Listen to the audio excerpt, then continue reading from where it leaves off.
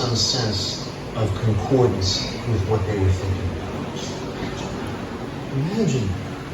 Good morning, folks. Good morning. Good morning. Good morning.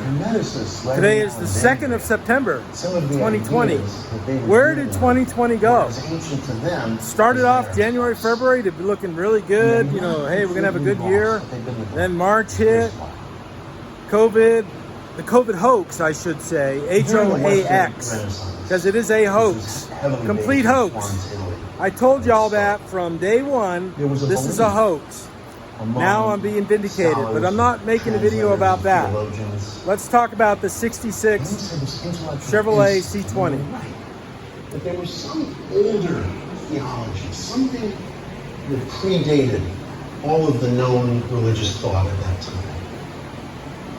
And the Renaissance mind was very focused and very passionate about this idea of finding this right here is the something that was older than Judaism. Part of the floor, part of the inner rocker panel, maybe even older than some of the Vedic the lower B pillar, and part of the frame rail or cab support rail. And I only cut this because it's damaged here, and I needed to remove most of it.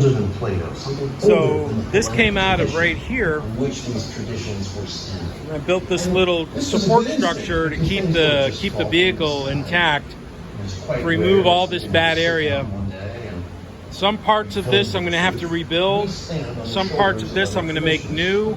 Some parts of this I'm going to buy new. But it's going to be right 100% from the beginning. Notice how I've got the cab on a rotisserie, upside down, making this even with me to work. I've seen tons of videos of folks working on their car. I mean, I was looking at them last night. C-20 truck restoration videos, and this guy's laying on the ground, looking up underneath it, using simple tools to fix their truck.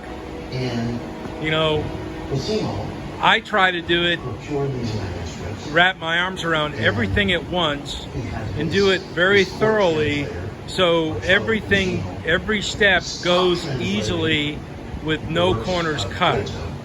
So that's why the truck is on a rotisserie and it can spin. I can remove sections like I'm doing right there, and then I can expose this. And this piece I'm going to keep, but this kind of damages in here. If you never dig this out, you'll never be able to fix it. So this rust would have still been ongoing, and it still would have plagued this vehicle over the next few years, and the owner of this vehicle is spending a lot of money to get it fixed. This right here will cause him to be angry with me, as he should be. Now, that Ford Torino that just left here, that customer is in for a rude awakening, because his whole thing was money, as it usually is, but he was steeped in absolute ignorance about what it actually takes and what it actually costs to fix, repair, and restore these automobiles, or any automobile. He was all about money, which I get it. I understand that. I completely understand that, but sometimes you cannot negotiate with rust. You have to just get in there, dig it out, repair it, replace it, and then put it back together again. So here's the cab corner. This is the original cab corner. I removed it. I blasted it again on the inside. There was one hole right here. I drilled the hole out and repaired it, re-welded it. All the inside area, I ground it down. I treated it with OSPO. I primed it with this stuff right here. As a medium to Really transcend good. the earthly. And then I painted it black on the inside.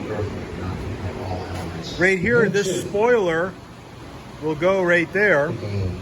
And all that right there, all those welds, I painted them after I primed them. So this spoiler will go right on here. When it goes on, then when the guy paints this cab, he probably will not remove that, but this will all be treated. So one thing I learned in great detail in the military is that details matter. The fine print matters. Crossing the T's, dotting the I's, 100% is very critical. Because if you don't do that, from my experiences, you won't be able to render a repair like this. And you find it in strange ways. Now, I don't know if I'm going to, I'll probably have to buy a new one. I don't know what's available, but I have to take it apart and then assess it.